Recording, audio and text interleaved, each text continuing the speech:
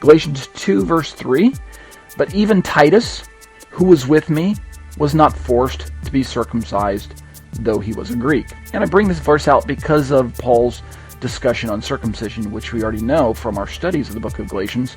Circumcision plays a very important role in understanding the book, both from a social-religious perspective as well as from a perspective of lifestyle, halakha. Let's read my comments.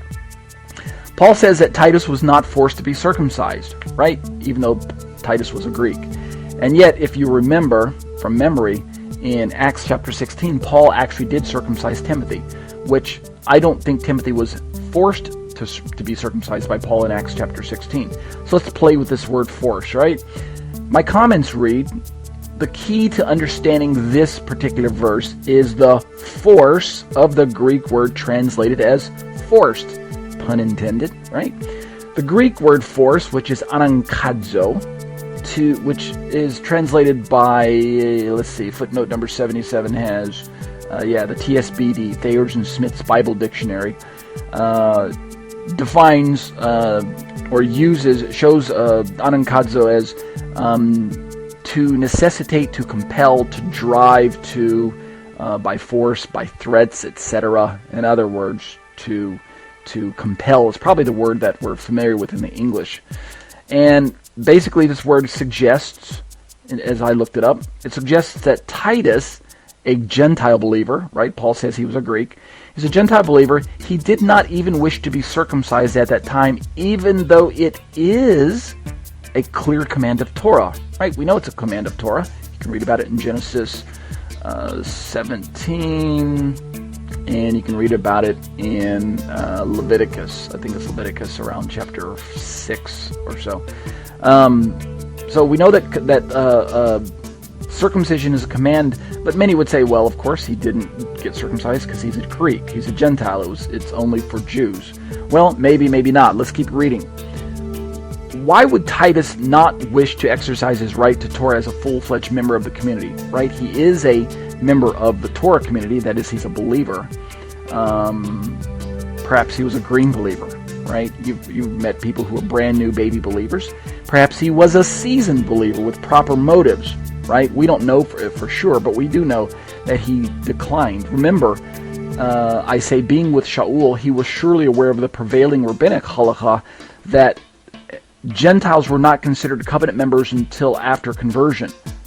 So, in the first century view, conversion of Gentiles into Jews took place for the purpose, ostensibly, supposedly, that is, to bring Gentiles into the covenant made with Israel. In other words, to turn them into Israelites, turn them into Jews. And supposedly, from this perspective, if a Gentile underwent physical circumcision, that sealed the deal, so to say. That was one of the final steps that it took to turn a Gentile into a legally recognized Jewish member of the Israelite group. So, because Titus traveled with Paul, I'm sure that he was aware of that particular perspective. Thus, I go on to say, Titus's motives for accepting or refusing circumcision at that time, I believe, were a reflection of his taking a stand with Paul to send the right signal to the newly formed Gentile faction within apostolic Judaism. Right? Let me finish reading the paragraph, and then I'll go back and explain any parts that seem to be unclear. I go on to say, I recommend that she see the additional thoughts involving Peter on 2:14 below. In other words, and we're going to talk about that tonight. We're going to keep talking about this idea. I think it's safe to assume that once the heat was off, circumcision would not present any problem for him personally. In other words, at the time that Paul was writing the letter, and because of the kind of the confusion in the Galatian communities about should we convert as Gentiles, should we take on Jewish identity, in addition to our belief in Yeshua, what should we do, And Paul, of course, strongly warning them not to go down the proselyte path for the wrong reasons. Then Paul's going to remove circumcision from their communities. And I think that's probably one of the reasons that influenced Titus' decision. That sha'ul had Timothy, also considered a Greek by first century Jewish standards, circumcised in Acts chapter 16, I think, is proof that Shaul himself did not consider this particular commandment, this mitzvah, unimportant for followers of Yeshua. And that's the point I'm trying to highlight by bringing this verse out in the discussions that Christians have with Messianics. I don't think Paul is trying to minimize circumcision in and of itself.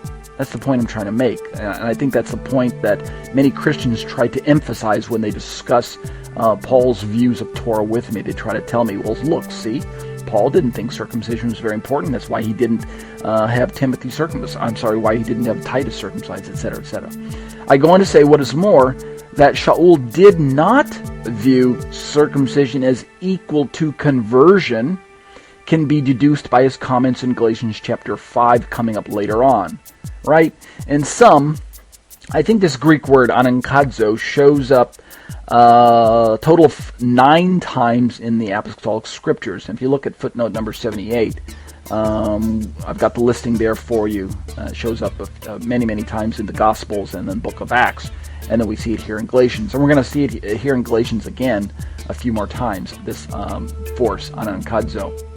So, for our immediate interest, I go on to conclude for this verse, for our immediate interest, it is used twice more in this letter from Paul, Galatians 2:14 we're going to see, and we'll see it again in Galatians 6:12, and once in Paul's second letter to the Corinthians.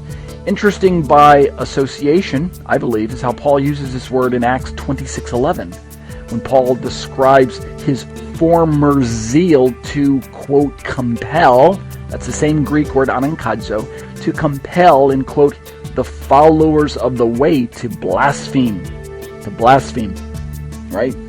So, the bottom line is, for this verse, I don't think that Paul is trying to minimize circumcision in and of itself, especially for believers of the community, believers in Yeshua. I think instead what Paul's simply trying to do is show circumcision's proper value and proper place within the covenant of God. And that is, we're going to find out later on that Paul does not agree with his current Jewish counterparts in that circumcision is the sign of Jewish identity. Paul does not believe that circumcision is the sign of Jewish identity. I don't think he does. Instead, Paul sees circumcision in a different way. And so that's why Paul's going to withhold it from the Galatians, and Paul's not going to have a problem with Titus refusing to be circumcised. Okay.